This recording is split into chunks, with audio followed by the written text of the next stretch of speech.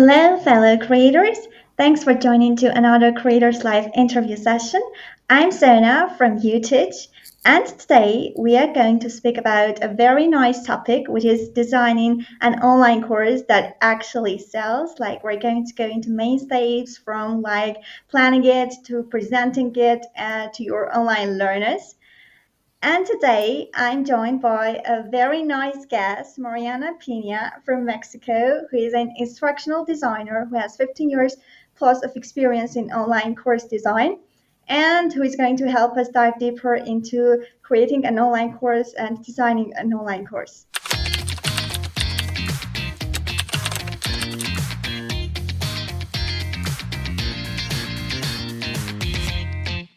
Hi, Mariana, and thank you so much for being here today. Hi, thank you for having me. This is my topic. I love talking about this. That is really nice. And going straight into designing the online course, like the main content that the learners will actually learn is like one of the main components of doing this is having this structure, like having this skeleton on which the entire course program is going to be based. So I was curious to know if you have like any key principles and foundational principles that help you when you have this like huge amount of content and information and you're about to organize them in sequences and design the content.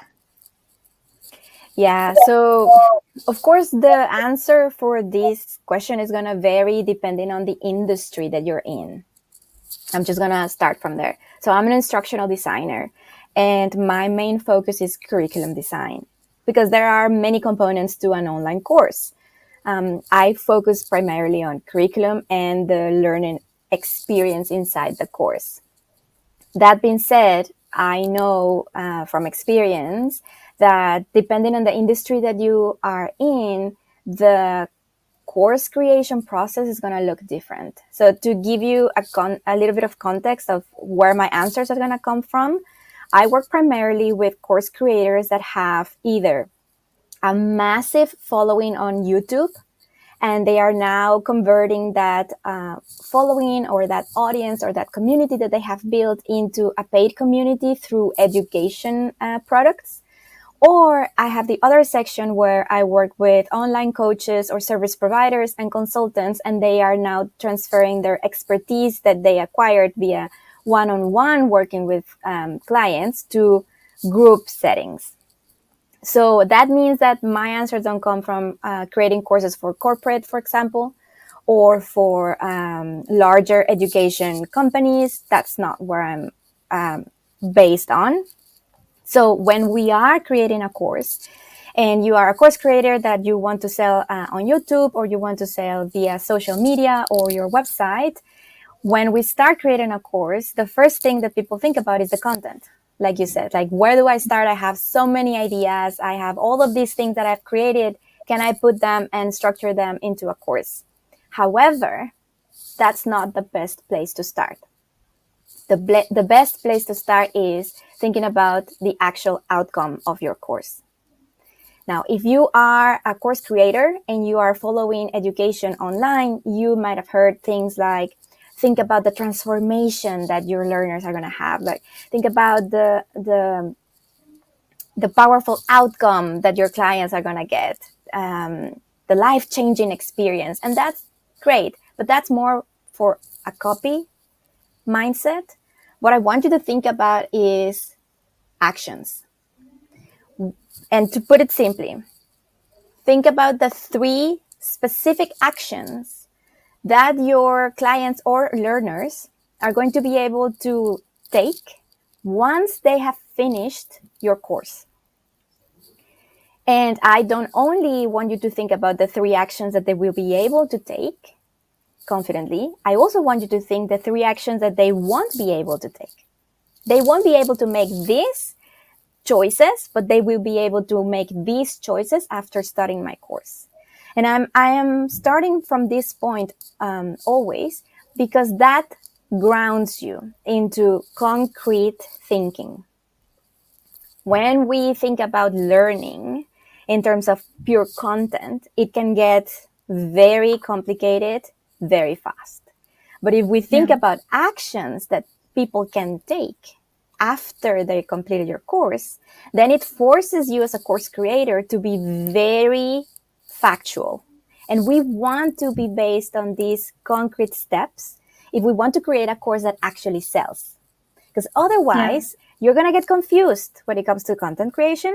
And your clients or potential clients are going to get confused when making the decision of whether I should buy this course or not. Because nowhere in this website or in this landing page or sales page do they tell me exactly what I will be able to create or the actions that I will be able to make or choices once I'm done with this course. So I always recommend start with 3 actions that they will be able to take and 3 that they want. And that gives you a very well defined container for where your learners are going to be. And maybe the actions that they won't be able to take just yet is your next educational product. So you already start like, this is the ecosystem. This course goes Yeah. here, starts here, ends here. And then the 3 next actions that I can teach them is my next course. Yeah, so you mentioned that in the copies they always use like the word of the transformation that your students are going to get, and I think that this transformation is really based on your learning goals, what you've set for your course, and you've mentioned that they should have been 3, and you've also mentioned that there should be 3 things that they won't be able to do. Is this like to give you an idea of what you should not cover in your course? Correct. This is to ground you as a course creator into the reality of the scope of learning. Because, of course, you as the expert, you can teach them A to Z. But as a learner, the way the market is behaving right now, comprehensive courses that used to perform very well back in 2020 when everybody was locked in their houses and learning, they don't Yeah. perform well right now. So in these 4 years, things have changed radically. People want to be outside and they want to get results fast. They want also the certainty that their investment is going to the place that they need it to be in order to get the result that they want. So when we are thinking about you won't be able to do this if you study my course, you as a course creator are practicing radical honesty with yourself but also with your potential clients. And we want to create that type of trust with our audience because we want them to not only purchase one product, we want them to be in our circle, in our learning universe for a very long time. So in terms of transformation, I understand that you as the expert, you know that you can make so much impact into one person's life. But I want you to bring it, like really zoom in and bring it down into just concrete steps. And when I say 3, it's not because I'm married to the number 3. It's just because Yeah, I've because learned. they do use that a lot. Yes, people say like, "Oh, I have these 10 outcomes," and I'm like, "Let's go through the list." Typically, there are like 2 or 3 buckets, and we can Yeah, group them. So that's why I say 3. we can also eliminate some of them. So yeah, and when you already have like the learning goals already give you an idea of what you should cover in your course or what you cover for a specific episode and what should you not. And when you have this huge amount of information that you want to communicate for your course, and I know that people who have this amount of information, they want to give as much as there is, which is not always the right approach. So when you have all this content in your mind that you want to cover in your course, how you can like organize the topics, how you can like know the sequence of topics. Yes. So the way I work with clients, and I say the way I work because every instructional designer has their own approach. Yeah, different approach certainly. Yes, I mean within the scope of okay, these are the best practices for teaching and learning. We all have like our own things, and again, because of the type of clients that I have, the type of clients that I have are very geared towards rapid change. They want to be able to provide the answers that their students have not gotten elsewhere, and they want to do so fast. Because other way, if that's not the case, then they are risking the purchase journey.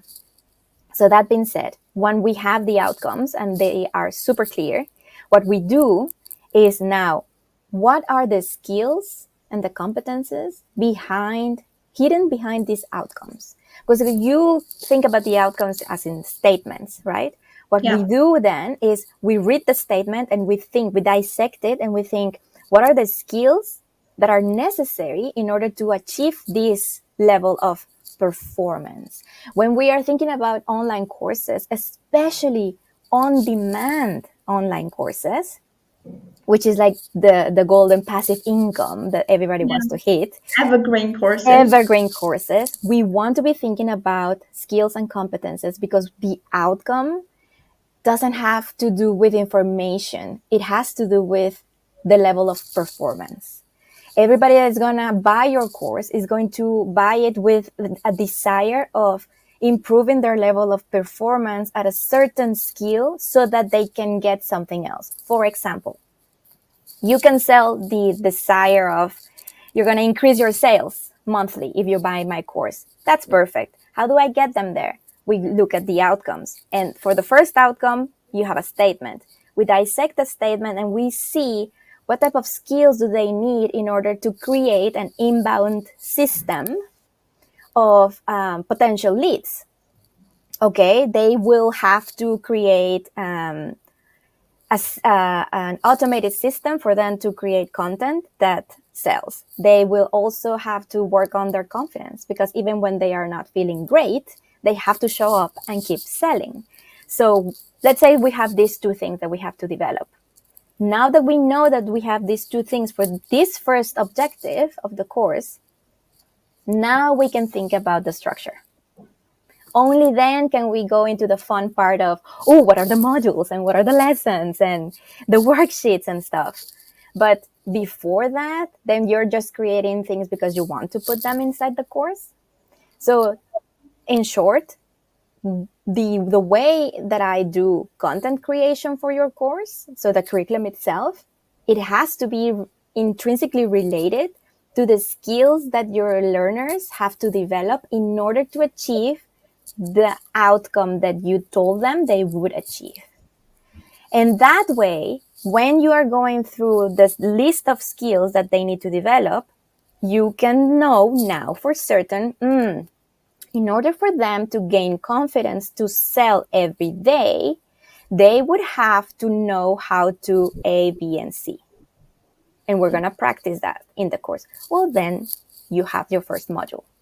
Yeah. That is related to confidence, that is related to the outcome of increasing your sales consistently.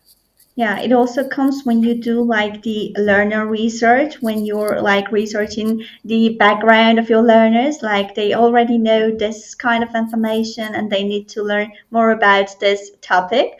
And you mentioned that when putting the outcomes, for example, you brought an example that you can increase your sales. For example, should we get specifics into the outcomes? For example, you can increase your sales by 10%, or does it not matter? It matters. It absolutely matters. And this is a great question, because I can come from an instructional design perspective and I can tell you that working with me, you're going to increase your sales. But the way that we achieve that is completely different than the way a copywriter would tell you that you're going to achieve that. Yeah. I am going to talk, if I create an online course, I don't have one, but if I create an online course, I'm going to talk to you about how having a results roadmap for your course is going to drastically change the way you sell your course, because it converts cold leads that land on your socials and on your website by itself. So you reduce the amount of sales calls and you can just enroll on Evergreen. That's my approach of increasing your sales for your online course. Now, a copywriter is going to have a very different approach. They're going to talk to you maybe about a high converting landing page or a high converting website for an online course, how to perhaps convert the feedback and the testimonials that you have into a selling machine that is going to help you convert the people that land on your socials. These are two very different roads that are taking you as a learner to the same endpoint. The same endpoint is you're going to increase your sales. But Yeah. if the copywriter and myself were not honest about that specific part in the objective, we are misleading the potential buyer. So it is very important to be accurate and as granular as possible in the outcomes. I mean, yeah, copy is really, really important here, especially when you're talking about your website, your socials, etc. Because you can have like this nice offer for your students, but you cannot present that offer in a way which would appeal to your students. That's why I mentioned about it. And a little bit about the format of the course. Now that you should present this information, like it can be in a video, it can be in a PDF file, it can be in an audio file. I wanted to know how do you decide on the format, on which part of content can be covered in which format, which would be suitable for what topic, so that you go into the actual design of like organizing and getting a little bit more specific into how you're going to convey this information. Yeah, this is again based on the people that I work with. So if I'm thinking about my clients, half of them are selling via YouTube. YouTube is a video Yeah, platform. That means that their audience are used to video content. I cannot suggest them, oh, let's just create a book, an interactive book for them and sell it to them. That's no matter how much effort we put into the ebook, it's not going to convert well when it comes to sales. And I'm saying when it comes to sales, I'm not saying when it comes to the learning part, because yeah, we know that we need all the input we can have in order for things to stick into our brain and actual learning happen. But when it comes to conversion, if your audience is used to video content, we cannot sell them an ebook just yeah, because. If you build your audience on your podcast, I am going to suggest that we still have video content, but primarily we're also going to convert the lessons into a private podcast list. So we have to think. This is where it gets fun for me, because I get to combine my years of experience in actual teaching learning with how the market operates. So how marketing works, how copywriting works, and how the industry of online education works. Because these are two very different things. But we have to think about these two sides of it in order to create a product that is going to land well with your audience. From an instructional designer perspective, I have to say always that we need as many inputs as we can create. So the video content is great, but also podcasts are also good. But I also need us to create effective worksheets. And I also, above all, we have to create points of feedback, because that's the most important part. Like if we don't have a way of giving them feedback,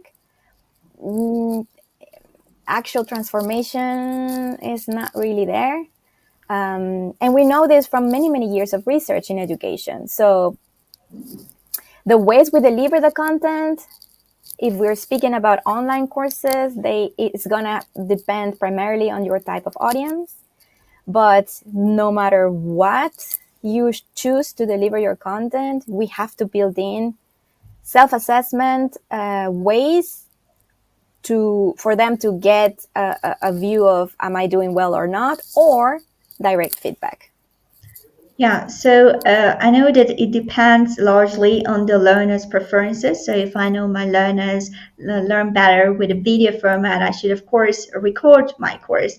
But if we are speaking like in general, and if you want to like diversify this course, what would be your approach in this case when you want to like include multiple elements for people who like videos, for people who like the audio content, for people who just prefer learning by reading text information?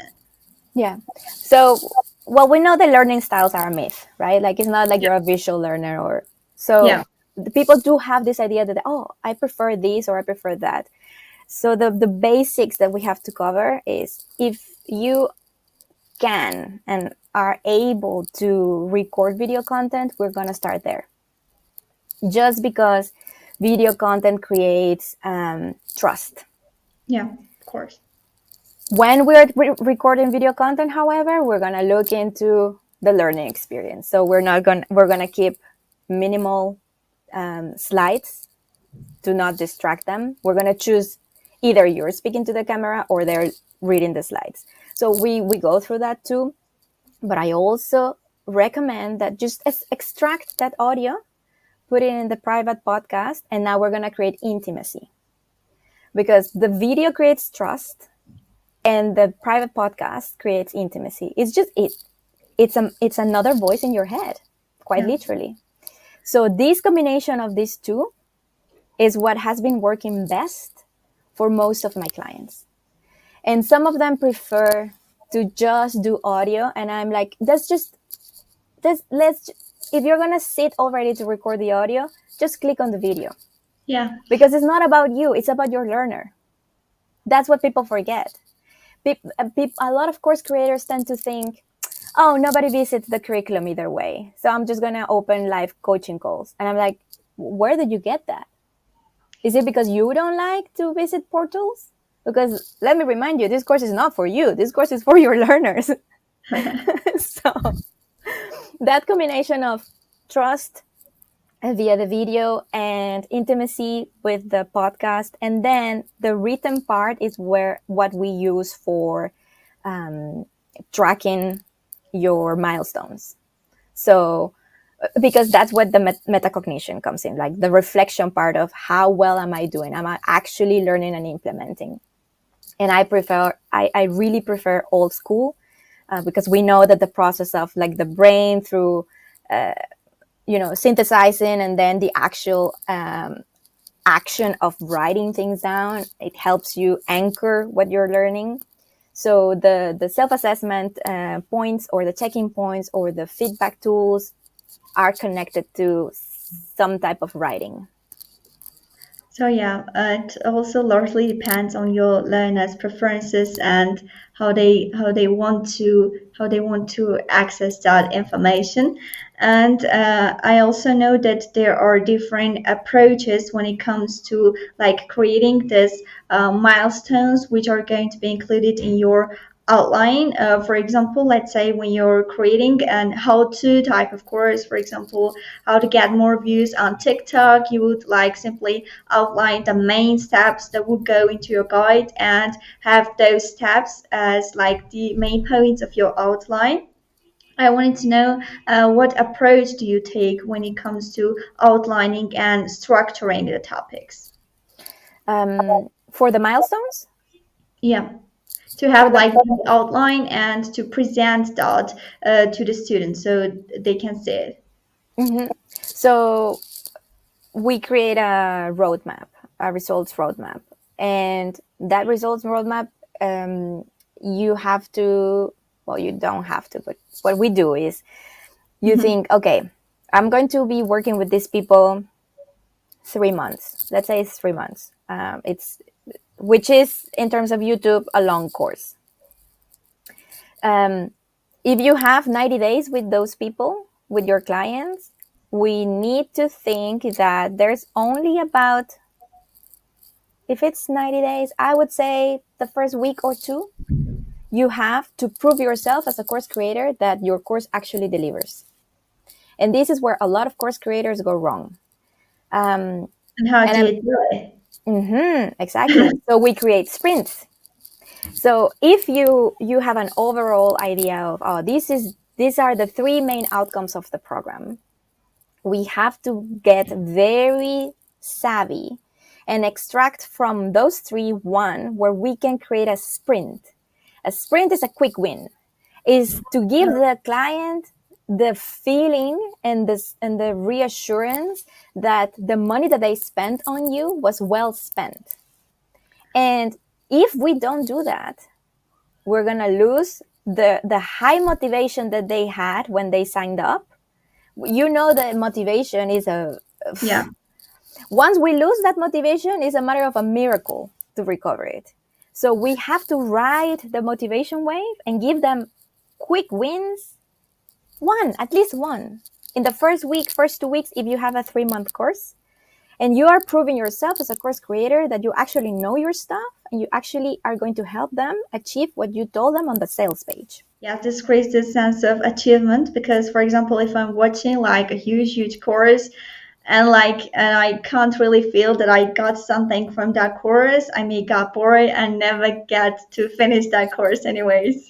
Exactly. And we know that we're working with, well, most of us are working with adult learners who have very busy lives. And of Yeah. course, we tend to think, oh no, but they come here voluntarily, so they are intrinsically motivated. Yeah, but they also have lives and life happens. So if we don't harness that intrinsic motivation that they have when they sign up for your product, then we are making things harder for ourselves. And let me tell you, a dissatisfied learner is not really a dissatisfied learner at the end of the course. It's a dissatisfied learner in the beginning of the course. Yeah. So that's why we insert like quick wins into the roadmap. And once they have this first taste of, oh, I like this, this is working, I can make this work for myself, then they stay engaged. And they eventually develop the level of performance that we want them to develop. Yes, because it's actually great for huge courses because the only point that they paid money for that course, and that doesn't really mean that they would actually finish the course. So the money is not the only motivation here. And what are like other things that could, besides like creating this wins, small wins for the students, what can be other strategies to keep them hooked, to keep them engaged throughout the course, especially if it is a huge course and not like a Mm-hmm. mini course. Yeah. So again, if you have this roadmap, the roadmap is going to be structured in a way where they can take that as a check-in point. And you as a course creator, you have to remember this when you are creating your modules, when you're closing each section, or well, it depends on your course specifically, but let's say either at the close of the section or module or at the beginning of the next one, to use the roadmap literally as a map and say and tell them we have to visually create the learning space for them. So we're going to tell them, remember, we're working towards this end goal. So we're working towards consistent sales every month. That's our goal. Everything we're doing is towards that goal. So now we're here. We already learned how to optimize our socials and how to optimize every single link. Now, what comes next? Okay, the next part of the funnel for you to create that consistent stream of inbound leads is this. And what we're doing here is we are bringing their brain into our universe of learning, and we're telling them we're here, we're going here, but right now we're only taking 2 more steps. So do not get overwhelmed. It's just 2 steps. Stick with me. So you And actually mentioned those words when you are yes, delivering the course. Is that the yes, idea? yeah. And this is what works best. The more you do this, the less friction you have with your learners because we are managing expectations. And again, dissatisfaction is just expectations unmet. So when we take the time, it's just a few minutes in your videos. When you take the time to do that, you are reducing friction inside the course for the learners. And what that means is that you're reducing the possibilities of dropouts, you're reducing your churn, Yeah. and you are increasing student retention. And that's what you ultimately want. You want to have a high retention rate, a low churn rate, to make a profitable online course business for yourself. Of course, it is. And a little bit about like writing the main content of the course. For example, as a preferable, I know some people can like really improvise and go. For example, click the record button and start like delivering it the way they want it to be. But some people need a little bit of preparation, like planning the key steps or like writing the actual content they want to deliver on the camera. So when it comes to this writing part, is there something that can get people and help people to overcome this stage quickly? Because this can be really overwhelming when you know like so much stuff and you want to deliver so much stuff. You want to put every single idea in here, and that's what stops you from actually recording it if it's in audio course, or put it in text if it's a text-based format. So are there any tips or best practices to get through this stage as fast as possible? Yes. It depends on where you are in your journey as a course creator, of course. So I work with people who are like running empires with their courses. So they have an actual team, right? To give you an idea how it works with them, we create the curriculum. They take the book of brilliance, which is like a compilation of everything we have together, like frameworks, methodologies, philosophies, curriculum, assets, everything. They pass it on to their team. Their team develops the scripts. And then when they sit down to record, they have their mini studio at home. They have scripts on the prompter and they record. I'm not saying that it's easy for them because we already did the work together for the curriculum, but I'm saying there's a system of support that they have. That's one type of clients. The other type of clients is the solopreneur. Yeah. So if you choose to do this on your own because you enjoy being a solopreneur, which a lot of my clients do, then I don't recommend writing scripts for yourself because it takes a lot of time.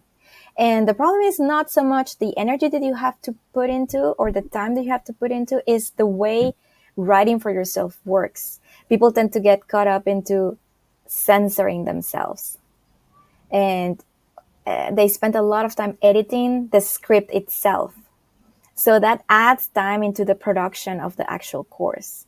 So if you're a solopreneur and you want to continue doing that, the best way is to have a document in front of you where you define your lexicon, your course lexicon. And that means the word that you're going to be using the most, you have the actual definition in front of you on the screen. And I'll tell you why. Because when we are teaching something, we have to make sure that we are consistent with what we are saying, especially if you are speaking to an audience who are in the early stages of their journey. They need a little more instruction and education from you. We have to be able to define the concepts inside your course in the same way every single time. Because again, remember that the success of your learner, you can help that by reducing the friction. And one way of reducing the friction is to not create confusion in their heads. So if they're confused about, wait, hold on, in the previous video, you defined, my sales target as this, and now you're saying this, which one is it? For you as an expert, is the same thing Yeah. because you understand the scope of it. But for them, it isn't. So create a glossary of the things that you're going to be repeating the most. And then let yourself make mistakes. Nobody's going to judge you for that. You can make mistakes while you're recording. If you feel that you could say something in a better way, take a pause, a few breaths, and go at it again. Truly, I'm telling you right now, the courses that perform the best are not the courses that are, it's not because their videos are highly edited and professionally developed. It's because the content itself delivers. Actually, about the wording, you mentioned that you could use different terms for the same thing. I think that is really important as well because as a learner, you're used to like sticking to one kind of thing when learning something, and then when you're already in the topic, you can like expand on all those terms. And besides the fact that it will help the learners, I think it will also help your branding as a solo course creator because another time when they are registering for another of your courses and they hear you talk and like act the same way, they are going to make this like connections. So also about the length and the scope of your course content and the episodes, I wanted to ask like when the course is really really huge, students can get impatient, especially if there is not so many engaging materials, for example if there are not quizzes or any like catchy materials that can catch the students attention. I was trying to know how do you strike the balance between like giving this value content, this valuable information, and making this pieces of content manageable for your students at the same time.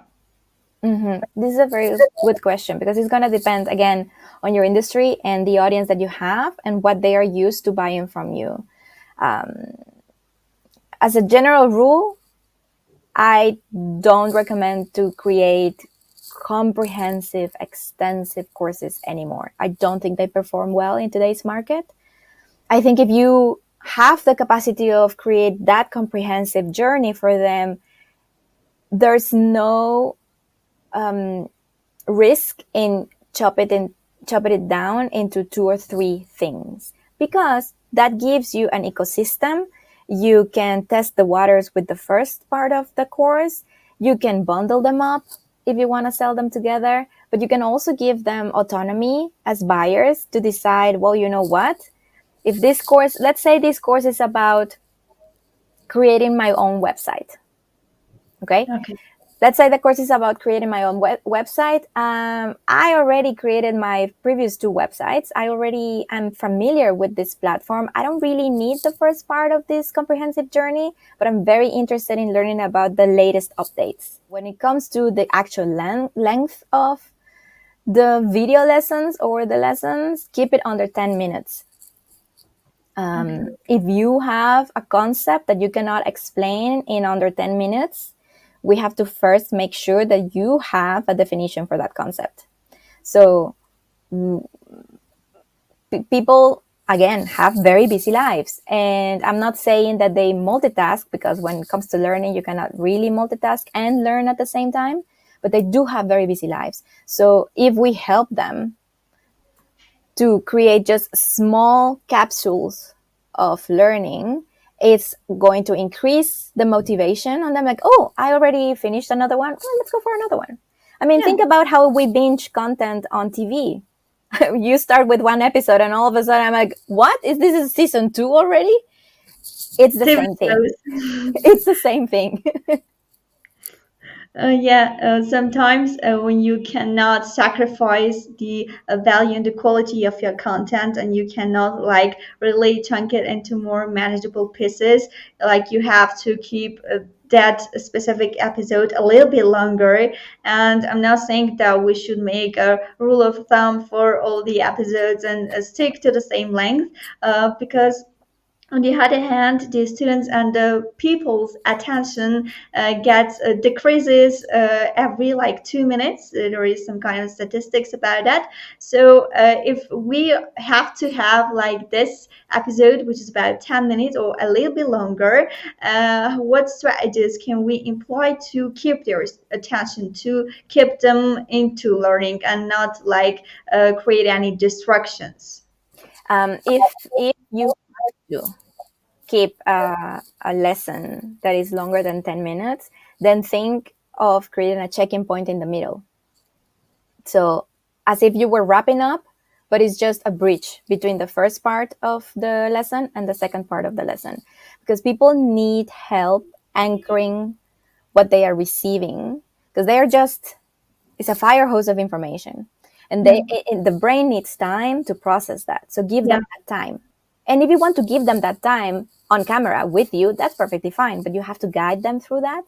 So create a check-in point in the middle so they can breathe, they can, okay, reduce the overwhelm, and then you carry on. And then at the end of the lesson, you have to recap everything that happened. So in the first section, we did this, we arrived at this check-in point, and then the second section, we did that, and now the takeaways are these, and now these are the steps that I want you to take.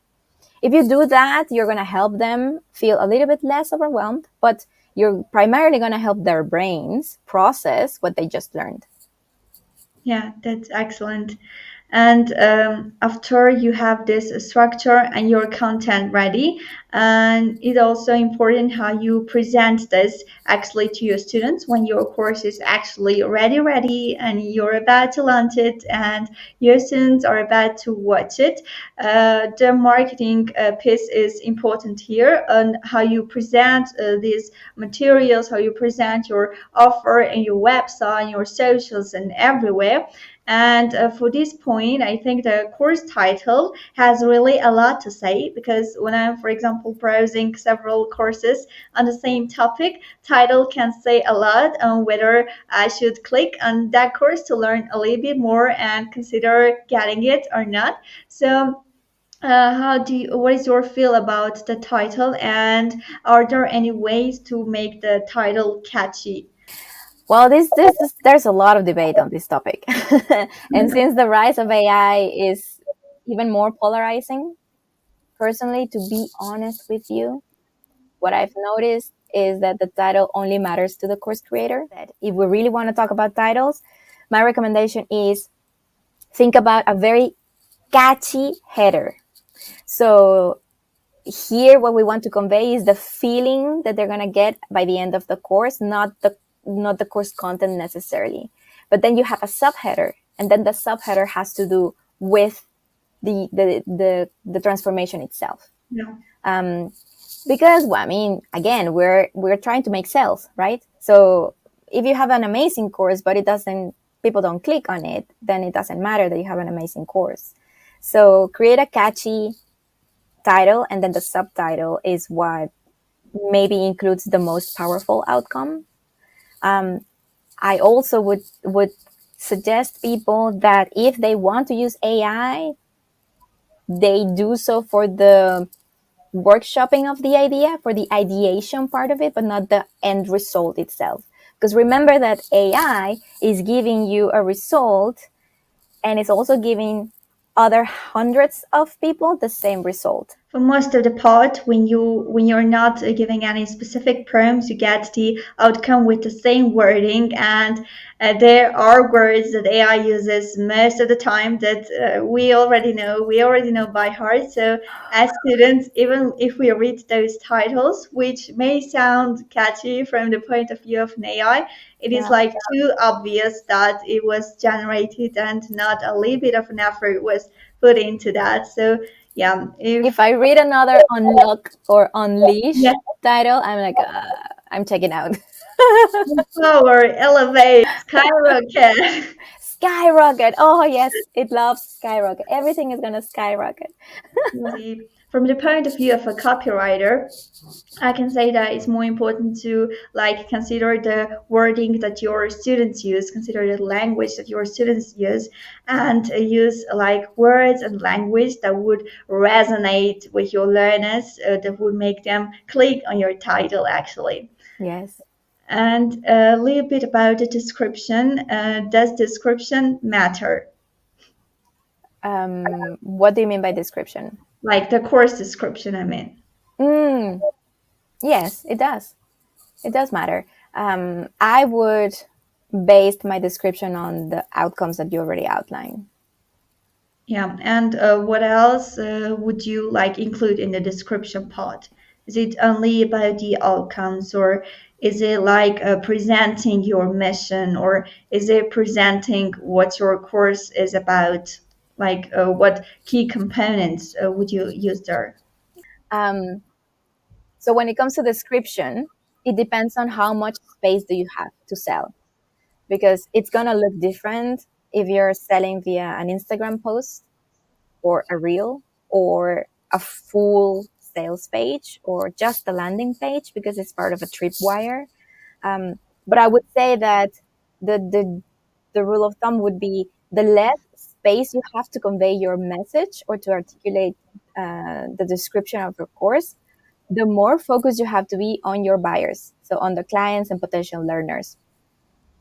If you have more space, then you can go into your why, the philosophy behind it, and everything else that we like to talk about. But if the less it gets, then the more hyper focus you have to be on their needs always. Thank you for sharing all those tips.